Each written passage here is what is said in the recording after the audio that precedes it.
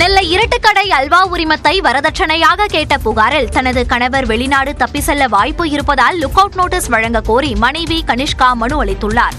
புகழ்பெற்ற இருட்டுக்கடையின் உரிமையாளர் கவிதாவின் மகள் கனிஷ்காவிற்கும் கோவையை சேர்ந்த யுவராஜ் என்பவரின் மகன் பல்ராம் சிங்குக்கும் கடந்த பிப்ரவரி மாதம் திருமணம் நடந்தது. இந்த நிலையில் மாப்பிள்ளை வீட்டில் வரதட்சணை கொடுமை செய்வதாகவும் இருட்டுக்கடை உரிமையை கேட்பதாகவும் கனிஷ்கா தரப்பில் புகார் அளிக்கப்பட்டது. அந்த புகாரின் அடிப்படையில் பாளையங்கோட்டை காவல் நிலையத்தினர் பல்ராம் சிங்குக்கு சம்மன் அனுப்பியிருந்தனர். ஏப்ரல் 21ஆம் தேதி ஆஜராக சம்மன் அனுப்பப்பட்ட நிலையில் பல்ராம் சிங் தரப்பில் 10 நாட்கள் அவகாசம் கேட்டு மனு அளிக்கப்பட்டது.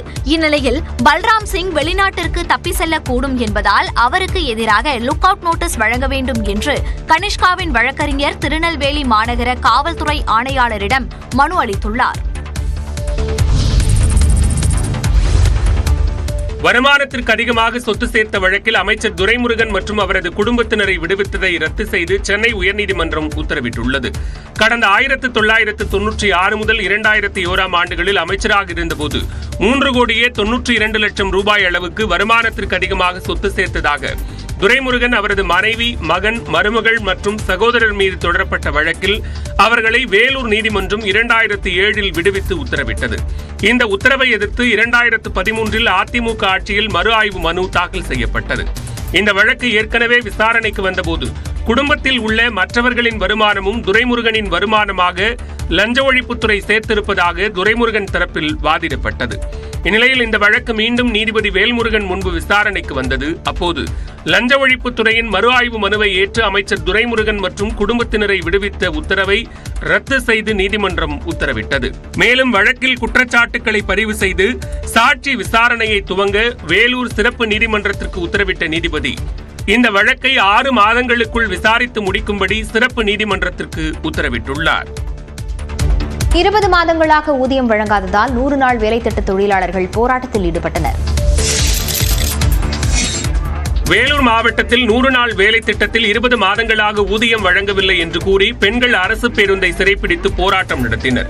சேனூர் அடுத்த திருமணி கிராமத்தில் 100 நாள் வேலை திட்டத்தின் கீழ் பெண்கள் கடந்த 20 மாதங்களாக வேலை செய்து வந்துள்ளனர். இவர்களுக்கு ஊதியம் வழங்கப்படவில்லை என்று புகார் எழுந்தது. இதனையடுத்து ஆத்திரமடைந்த பெண்கள் லத்தேரியிலிருந்து வேலூர் செல்லும் அரசு பேருந்தை திருமணி பகுதியில் சிறைப்பிடித்தனர்.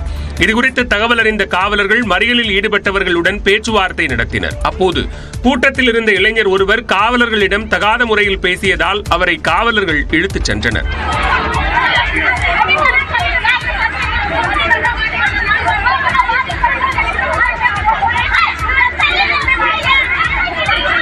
ஊதியத்தை வழங்க ஏற்பாடு செய்யப்படும் என்று காவல்துறையினர் உறுதியளித்ததை அடுத்து அனைவரும் அங்கிருந்து கலைந்து சென்றனர்.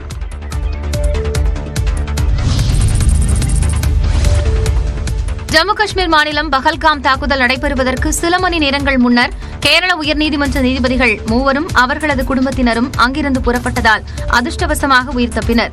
கேரள உயர்நீதிமன்ற நீதிபதிகளான அனில் நரேந்திரன், கிரிஷ் மற்றும் அஜித் குமார் ஆகிய 3 தங்கள் குடும்பத்தினருடன் ஜம்மு காஷ்மீருக்கு கடந்த வாரம் வியாழக்கிழமை சுற்றுலா சென்றனர். ஜம்முவின் பல்வேறு மாவட்டங்களில் சுற்றுப்பயணம் மேற்கொண்ட அவர்கள் திங்கட்கிழமை இரவு பஹல்காம் வந்தடைந்து அன்றிரவு அங்கு தங்கினர். இதனைத் தொடர்ந்து நேற்று காலை 9:30 மணியளவில் பஹல்காமிலிருந்து புறப்பட்டு ஸ்ரீநகர் சென்றனர். 3 நீதிபதிகள் மற்றும் அவர்கள் குடும்பத்தினர் ஸ்ரீநகர் வந்தடைந்து சில மணி நேரத்தில் பஹல்காமில் தீவிரவாதிகள் தாக்குதல் நடத்தியுள்ளனர்.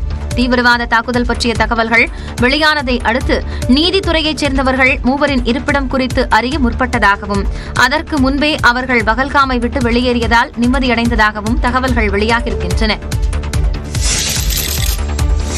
ஜம்மு காஷ்மீர் பயங்கரவாத தாக்குதலுக்கு அமெரிக்க அதிபர் டொனால்டு டிரம்ப், ரஷ்ய அதிபர் புதின் உள்ளிட்டோர் கண்டனம் தெரிவித்துள்ளனர். பிரதமர் மோடியுடன் தொலைபேசி வாயிலாக பேசிய அமெரிக்க அதிபர் டொனால்டு டிரம்ப் தாக்குதலுக்கு காரணமானவர்களை சட்டத்தின் முன் நிறுத்த இந்தியாவுக்கு முழு ஆதரவு அளிக்கப்படும் என கூறியதாக மத்திய வெளியுறவு அமைச்சகம் கூறியுள்ளது. அதேபோல் ரஷ்ய அதிபர் புதின் தனது சமூக வலைதள பக்கத்தில் பயங்கரவாதத்திற்கு எதிரான உலகளாவிய போராட்டத்தில் இந்தியாவுக்கு ரஷ்யா தொடர்ந்து ஒத்துழைப்பை வழங்கும் என்று தெரிவித்துள்ளார். தீவிரவாத தாக்குதலுக்கு ஏற்பாடு செய்தவர்கள், தாக்குதல் நடத்தியவர்கள் என அனைவருக்கும் உரிய தண்டனை பெற்றுத்தர வேண்டியது அவசியம் என்று அவர் வலியுறுத்தியுள்ளார். ஐக்கிய அரபு அமீரகம், இஸ்ரேல், பிரான்ஸ், சிங்கப்பூர், ஈரான், இலங்கை உள்ளிட்ட நாடுகளின் தலைவர்களும் ஜம்மு காஷ்மீர் தீவிரவாத தாக்குதலுக்கு கண்டனம் தெரிவித்துள்ளனர்.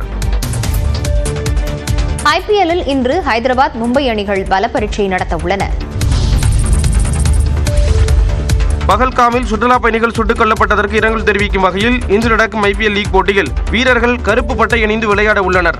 IPL கிரிக்கெட் போட்டிகள் விறுவிறுப்பான கட்டத்தை எட்டியுள்ள நிலையில் 41வது லீக் போட்டியில் ஹைதராபாத் மும்பை அணிகள் மோத உள்ளன. இந்த போட்டியின் போது அணிகளை உற்சாகப்படுத்தும் சீர் லீடர்ஸ் இடம்பெற மாட்டார்கள் என்றும் வான வேடிக்கைக்காக பட்டாசுகள் வெடிக்கப்படாது என்றும் IPL போட்டிகளை நடத்தும் அதிகாரிகள் கூறியுள்ளனர். மேலும் 1 நிமிட மௌன அஞ்சலியும் செலுத்தப்படும் என்று தகவல் வெளியாகியுள்ளது. இதுவரை விளையாடிய 7 2 போட்டிகளில் மட்டும் வென்றுள்ள ஹைதராபாத் அணி புள்ளிப்பட்டியலில் 9வது இடத்தில் உள்ளது. அதே நேரம் விளையாடிய 8 போட்டிகளில் தலா 4 போட்டிகளில் வெற்றியையும் தோல்வியையும் கண்டுள்ள மும்பை அணி 8 புள்ளிகளுடன் 6வது இடம் பிடித்துள்ளது. பிளே ஆஃப் சுற்று போட்டிகளுக்கு முன்னேற மும்பை அணிக்கு இன்றைய போட்டியின் வெற்றி மிக முக்கியமானதாகும். ஹைதராபாத்தில் உள்ள ராஜீவ்காந்தி மைதானத்தில் இரவு 7:30 மணிக்கு இந்த போட்டி நடைபெற இருக்கிறது. ஜம்மு காஷ்மீரின் பஹல்காமிற்கு சுற்றுலா சென்றவர்கள் மீது துப்பாக்கிச்சூடு நடத்தப்பட்ட சம்பவம் தொடர்பாக உச்சநீதிமன்றத்தில் பொதுநல மனு தாக்கல் செய்யப்பட்டுள்ளது. இந்தியாவின் பல்வேறு மாநிலங்களில் இருந்தும் ஏராளமானோர் காஷ்மீருக்கு சுற்றுலா சென்ற நிலையில் செவ்வாய்க்கிழமை மதியம் பயங்கரவாதிகள் திடீர் தாக்குதல் நடத்தினர். இந்த தாக்குதலில் 29 சுற்றுலா பயணிகள் பரிதாபமாக உயிரிழந்தனர். பொதுநல மனுவை உச்சநீதிமன்ற வழக்கறிஞர்கள் விஷால் திவாரி தாக்கல் செய்துள்ளார். அந்த மனுவில் சுற்றுலா பயணிகளை காக்க உரிய பாதுகாப்பு அளிக்க வேண்டும் என்று மனுவில் கோரப்பட்டுள்ளது. சுற்றுலா பயணிகளின் பாதுகாப்பு தொடர்பாக ஐக்கிய நாடுகள் சபை சில வழிகாட்டுதல்களை வகுத்துள்ள நிலையில் அவற்றை இந்தியா பின்பற்றுவதில்லை என்றும் மனுவில் குறிப்பிடப்பட்டுள்ளது.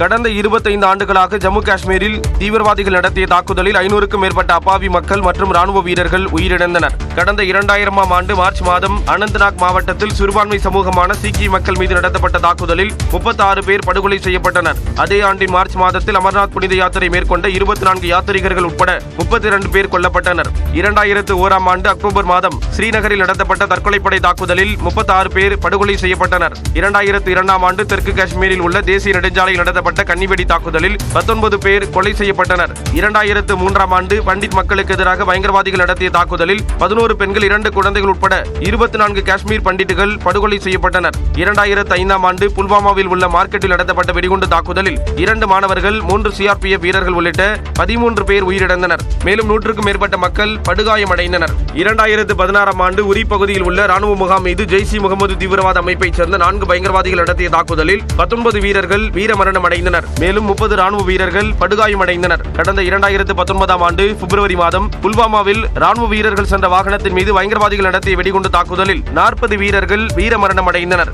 இந்த சூழலில் சுற்றுலா பயணிகளை குறிவைத்து தற்போது மிக பெரும் தாக்குதலை தீவிரவாதிகள் அரங்கேற்றியுள்ளனர். மறைந்த போப் பிரான்சிஸுக்கு இன்று முதல் பொதுமக்கள் அஞ்சலி செலுத்த ஏற்பாடு செய்யப்பட்டுள்ளது. கத்தோலிக்க திருச்சபை தலைவர் போப் பிரான்சிஸ் பக்கவாதம் மற்றும் மாரடைப்பால் நேற்று முன்தினம் காலமானார். அவரது உடல் வாடிகனில் அவர் வசித்து வந்த டோமஸ் சந்தா மரடாவுலில் அவரது விருப்பப்படியே மரத்தாலான சவப்பெட்டியில் வைக்கப்பட்டுள்ளது. இது குறித்த முதல் புகைப்படத்தை வாடிகன் நிர்வாகம் வெளியிட்டுள்ளது.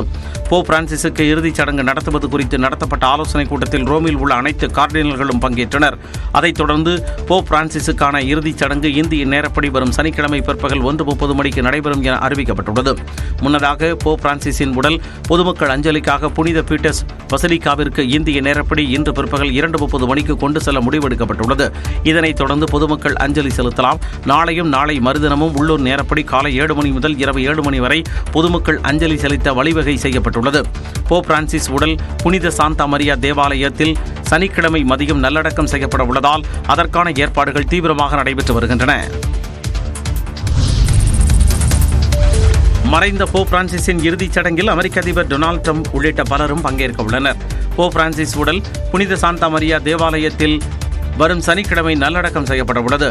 இந்த இறுதிச் சடங்கில் பங்கேற்க அமெரிக்க அதிபர் டொனால்டு ட்ரம்ப், உக்ரைன் அதிபர் செலன்ஸ்கி, பிரான்ஸ் அதிபர் இமானுவேல் மேக்ரோன், இத்தாலி பிரதமர் ஜார்ஜியா மெலோனி உள்ளிட்ட பல்வேறு நாடுகளைச் சேர்ந்த தலைவர்கள் கலந்து கொள்வார்கள் என எதிர்பார்க்கப்படுகிறது. இங்கிலாந்து மன்னர் சார்லஸுக்கு பதிலாக வேல்ஸ் இளவரசர் வில்லியம் பங்கேற்பார் என தெரிவிக்கப்பட்டுள்ளது. ரஷ்ய அதிபர் விளாடிமிர் புட்டின், மெக்சிகன் அதிபர் கிளடியா ஜெயின்பாம் பங்கேற்கவில்லை.